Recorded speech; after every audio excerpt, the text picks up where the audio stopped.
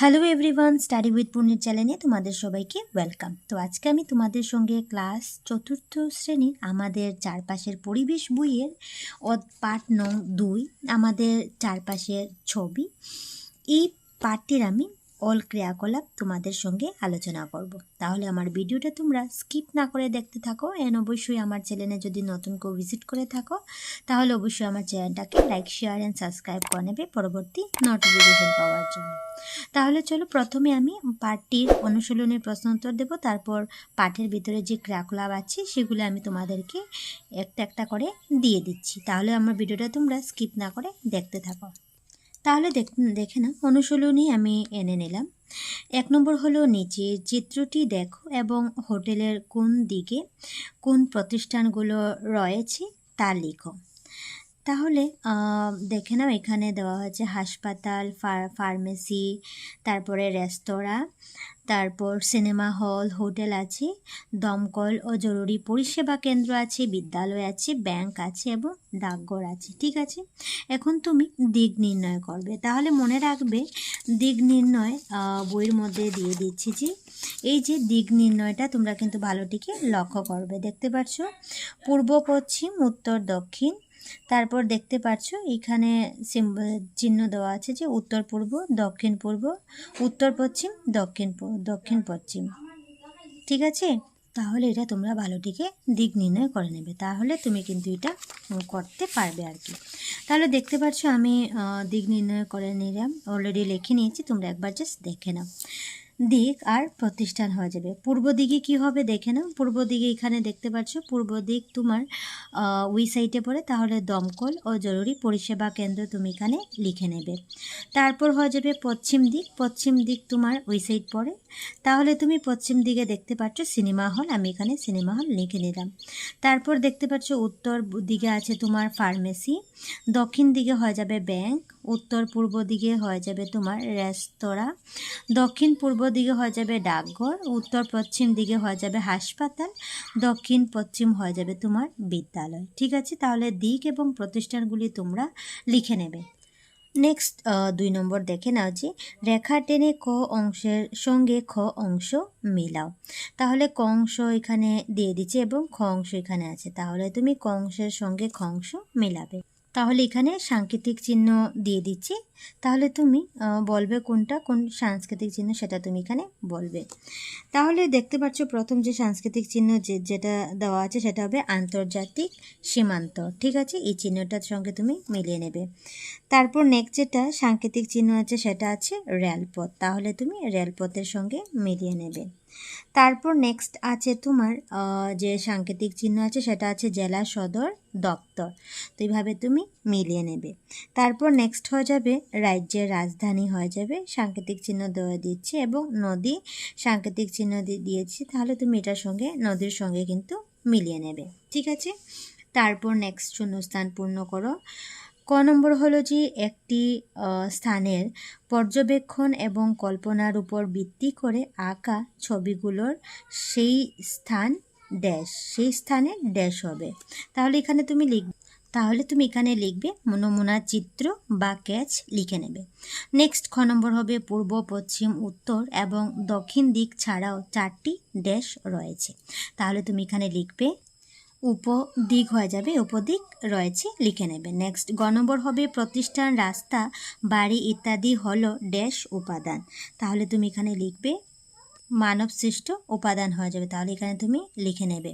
ঘ নম্বর হবে একটি মানচিত্রে বিভিন্ন উপাদান দেখানোর জন্য ড্যাশ চিহ্ন ব্যবহার করা হয়, তাহলে তুমি এখানে লিখবে সাংকেতিক চিহ্ন ব্যবহার করা হয়, তাহলে তুমি এখানে সাংকেতিক চিহ্ন লিখে নেবে।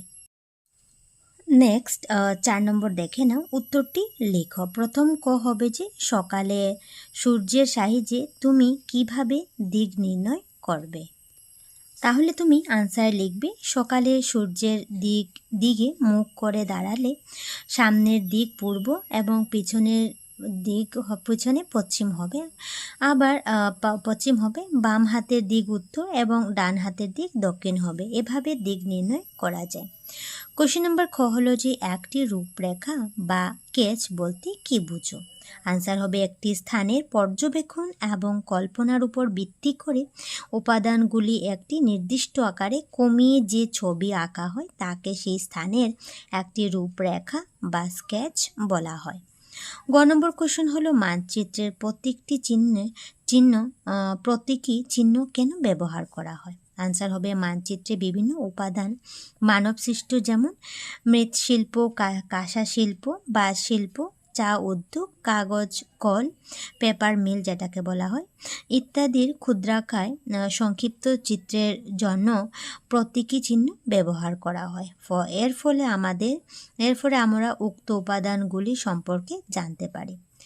গ নম্বর কোশ্চেন হলো মানচিত্রের সাহায্যে আমরা কি বিষয় জানতে পারি? আনসার হবে মানচিত্রের সাহায্যে আমরা কোনো স্থানের অবস্থান, সীমা, নদ নদী, পাহাড় পর্বত ইত্যাদি প্রাকৃতিক উপাদান এবং প্রতিষ্ঠান, রাস্তাঘাট, ঘরবাড়ি, শিল্প উদ্যোগ ইত্যাদি মানবসৃষ্ট উপাদান সম্পর্কে জানতে পারি।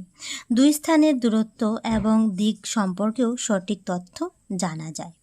তো এইভাবে আনসারটা তোমরা খাতায় লিখে নাও। তারপর নেক্সট নম্বর দেখে নাও, মানচিত্রের স্কেল ব্যবহার কি বোঝায় বলতে কি বোঝায়? আনসার হবে মানচিত্রের স্কেল হলো একটি মানচিত্রের পরিমাণের একটি ছোট একক।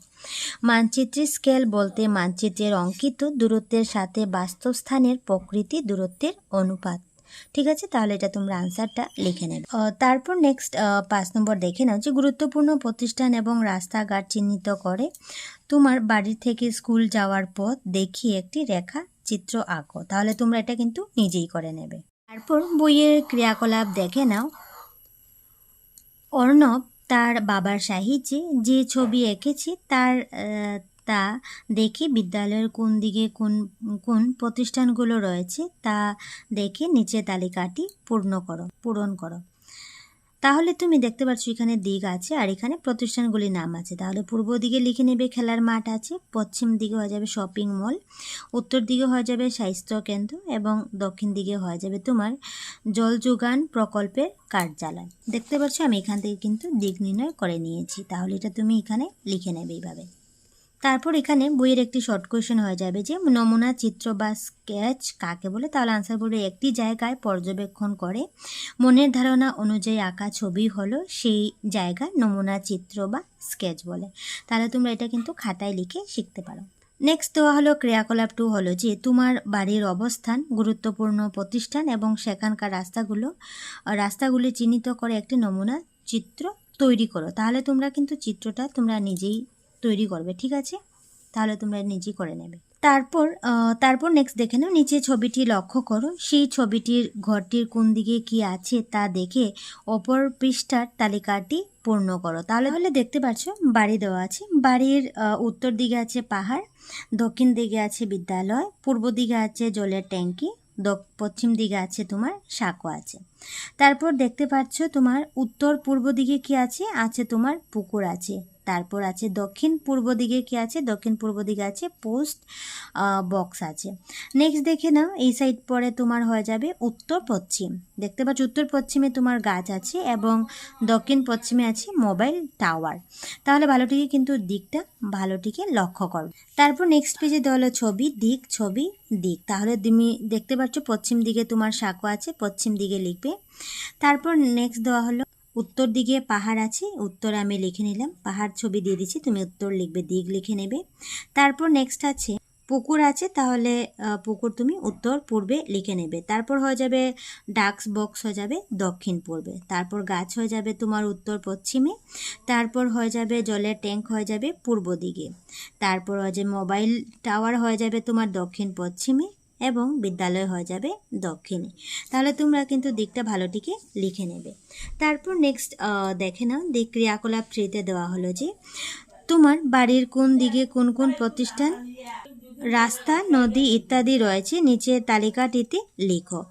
দিক নির্দেশনা আছে, তারপর আছে প্রতিষ্ঠান ও পথ ও নদী আছে।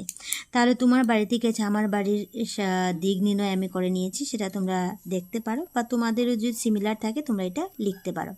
তাহলে আমি দেখতে পাচ্ছি আমি পূর্ব দিকে লিখেছি দোকান আছে, পশ্চিম হয়ে যাবে থানা আছে, উত্তর দিক মন্দির আছে, দক্ষিণে ফার্মেসি আছে, উত্তর পূর্ব হয়ে যাবে মধুরা নদী আছে, উত্তর পূর্ব হয়ে যাবে তোমার হাসপাতাল, উত্তর পশ্চিম হয়ে যাবে বিদ্যালয়, দক্ষিণ পশ্চিম হয়ে যাবে ডাকঘর। তাহলে তোমরা কিন্তু এটা লিখতে পারো।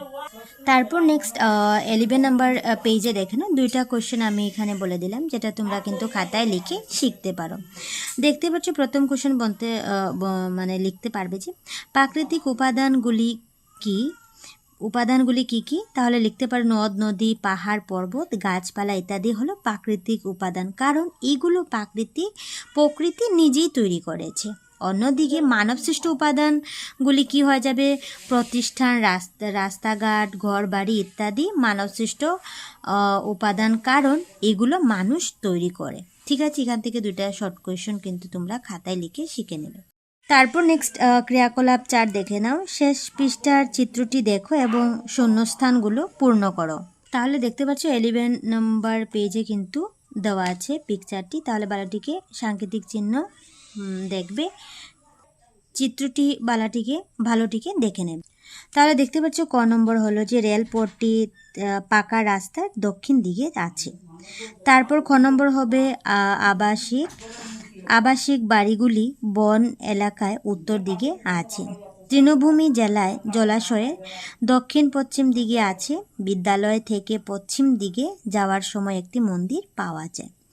19 নম্বর হবে খেলার মাঠটি তীরের উত্তর দিকে আছে। তাহলে কিন্তু এগুলি তুমি শূন্যস্থান পূর্ণ করে দেবে। তারপর 12 নম্বর পেজে একটি শর্ট কোয়েশ্চেন হয়ে যাবে যে মানচিত্রের সাংকেতিক চিহ্ন মানে কি? তাহলে তুমি এখানে লিখতে পারবে একটি মানচিত্রে পাহাড়, পর্বত, নদ নদী ইত্যাদি মতো তথ্য বোঝানোর জন্য নির্দিষ্ট কিছু চিহ্ন ব্যবহার করা হয়, এগুলি হলো মানচিত্রের সাংকেতিক চিহ্ন। ঠিক আছে, তোমরা কিন্তু এটাও খাতায় লিখে নেবে। তারপর নেক্সট ক্রিয়াকলাপ 5 দেখে নাও। একটা মানচিত্রের প্রতীক ব্যবহার করে উপাদানগুলি দেখানো হয়েছে। তাহলে ভালোটিকে কিন্তু লক্ষ্য করবে। ঠিক আছে, সাংকেতিক চিহ্নগুলি লক্ষ্য করবে। মৃৎশিল্পের সাংকেতিক চিহ্ন, খাসা শিল্পের প্রতীকী চিহ্ন, তারপর বাঁশ শিল্প প্রতীকী চিহ্ন এবং চা উদ্যোগের প্রতীকী চিহ্ন, ভালোটিকে লক্ষ্য করবে। তারপর নেক্সট পেজে দেওয়া হলো যে এখন চিত্রটির দিকে তাকিয়ে তুমি কি বলতে পারো? কোনো সংখ্যাটির ঘরে কোন উপাদানটি রয়েছে সেটা তুমি লিখবে।